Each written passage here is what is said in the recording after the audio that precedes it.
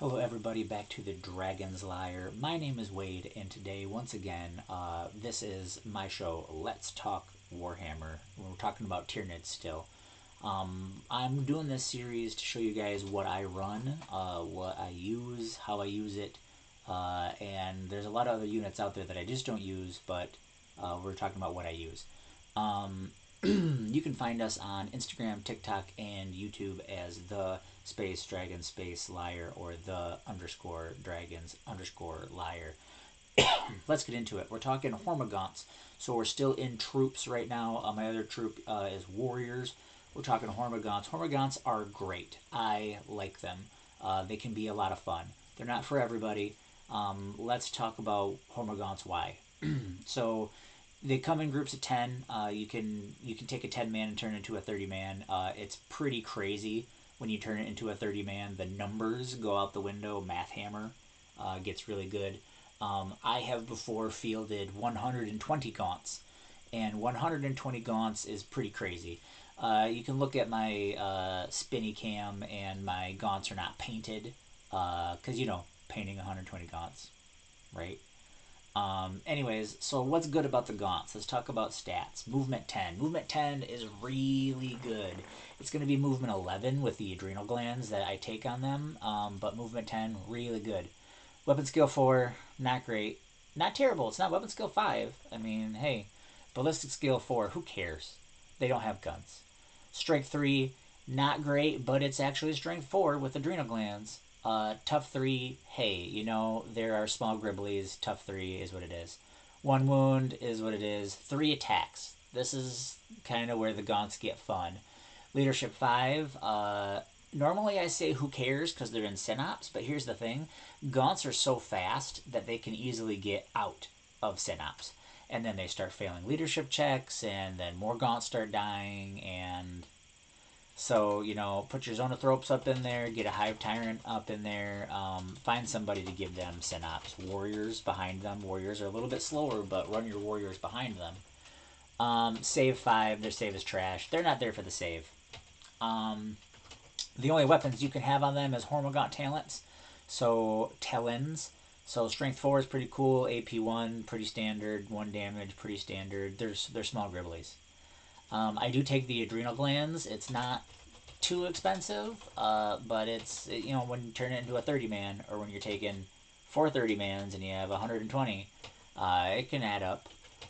So they get a +1 to their movement and a +1 to their strength characteristic from the adrenal glands. Pretty cool. I like it a lot. Swarming masses is pretty cool. So down in their special abilities, swarming masses is what allows them to be inside of engagement range when they're within 2.5 inches of an enemy model. Pretty cool. Each time a model, so bounding leap, each time a model in this unit makes a pylon move, it can move up to an additional 3 inches. It's all about getting them in there. So I believe pylons are 6. So then pylons become 9. And that makes sure you get your that's how you get your 30 Gaunts into close combat. As much as possible. Get your Gaunts into close combat. So their core, what worked really well with that is you can use, we'll talk about the keywords. Core and Endless Multitude are the important parts here. Their infantry, they have the objective secured because all of our infantry troops have objective secured. But the one that I want to focus on are Core and Endless Swarm. So because they're core, you can use Will of the Hive Mind. That comes from the Hive Tyrant. In the command phase, he has to select somebody within synaptic link range. Reroll ones. When you're throwing, a 10 man of Gaunts is throwing 30 attacks. 30 attacks, rerolling ones. Pretty good. 30 man of Gaunts, 90 attacks, rerolling ones. Pretty good. That's where I will give Toxin Sacks a good shout out. 90 attacks, rerolling ones, and the 6 is automatically wound. That can help you. It just gets really expensive. This would also be a good argument for why you could play Gorgon. 90 attacks with the Gorgon special ability that 4s wound. Probably people are going to do Termagants instead with that, so you can get the Devourer. But that's just ideas for you. I am playing Leviathan still. So the reason that becomes important is if they're within synaptic link range, they have baby transhuman. So with being T3, they can only be wounded on a 3 up. That's important because you got to remember a strength 6 weapon, which there's going to be lots out there. A strength 6 is going to double tough them, which means it's wounding them on 2s. Not with baby transhuman or synaptic control is what it's called, which is from Leviathan. Anyways, so think about that. It does help the Gaunt stay alive a little bit longer. I also adapt my Leviathan adaptation, usually to Unstoppable Swarm. So imagine the Gaunts are moving 11 inches on a move and they're not slowed by anything. Their charges aren't slowed by anything. They go up and over ruins and terrain and canyons and craters and barriers and all sorts of stuff. Don't matter. It's great for Gaunts. A lot of people are expecting terrain to get in the way, and when you take that away from them, it kind of throws them a little bit. And then when your Gaunts are so fast, it really makes a big difference. It can change the pace of a game because somebody is expecting, oh, I'll get to shoot the Gaunts before they get to me, and then like 60 Gaunts get to you, or most of 60 Gaunts get to you. It's really good in my opinion. Keep them in Synops because you don't want to lose them because their leadership sucks. Like I was talking about, Will of the Hive Mind is a great synergy. We're talking about synergies. Will of the Hive Mind from the Hive Tyrants.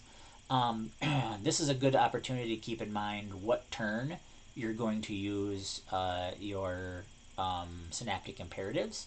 If you have warriors with you, goaded to slaughter 6 is going to create an additional hit. They can create a lot of additional hits because 30 attacks or 90 attacks or however many Gaunts times 3 attacks. Also, Synaptic Imperative Warp Shielding. The turn that you throw down Warp Shielding, they're going to get a 5+ invulnerable. That helps them. Maybe that's turn 1 while they're running. A lot of people use it turn 1. Maybe that's turn 2 while they're running. But Warp Shielding is a worthy 5+. 5+ on 30 Gaunts. Gaunts are going to live. You know what I mean? Stratagems that I would suggest, Adrenal Surge. Adrenal Surge is going to give them +1 to their attack characteristic. So 40 attacks on a 10-man. Or I can't do 30 times 4, 30, 60, 90, 120. 120 attacks on a 30-man. It's crazy. It's good. And that's where the math hammer really starts to win. Because if you have toxin sacs and adrenal glands, or if you're playing Gorgon, 120 attacks, you're going to get lots of 4s. So it's going to automatically wound. And you're just going to pile it on there. For you Gorgon people, though, keep in mind it doesn't work against vehicles. I've got a Gorgon list in my brain. So Adrenal Surge, 1 CP for that. It costs 2 CP if there's 19 or more members in the unit, so keep that in mind. Overrun is great. So Overrun is if you charged, and then at the end of the fight phase, none of your units are within engagement range. So basically, if you kill them, you get another move. That would be great for hopping in, murdering 2 or 3 dudes, and then jumping away maybe to an objective, or jumping away maybe and getting behind something so that you can't be shot. Overrun is great. Endless Swarm is really great. So you have a 30-man out there for 1 CP. You can add D3 plus 3 Gaunts back to the unit. You can only do that with things that have Endless Multitude. But that's really daunting when somebody, fires a bunch of shots into your unit and, they kill 6 dudes and they're feeling pretty good about themselves. And then you add 6 dudes back. That can really throw someone off their game because they feel like everything that they did was now meaningless. So that's good psychological warfare. Bounding Advance is really great. It allows them to basically advance. You don't roll. You just add 6 to the movement. So in this case, you're talking about 17 inches, and they can still charge after that advance. So 17 inches, and then this only works on Hormagaunts. 17 inches and then a charge. It's pretty great. We here at the Dragon's Lair understand that you're probably a pretty busy person, so we want to say thank you for spending your time here with us at the Dragon's Lair.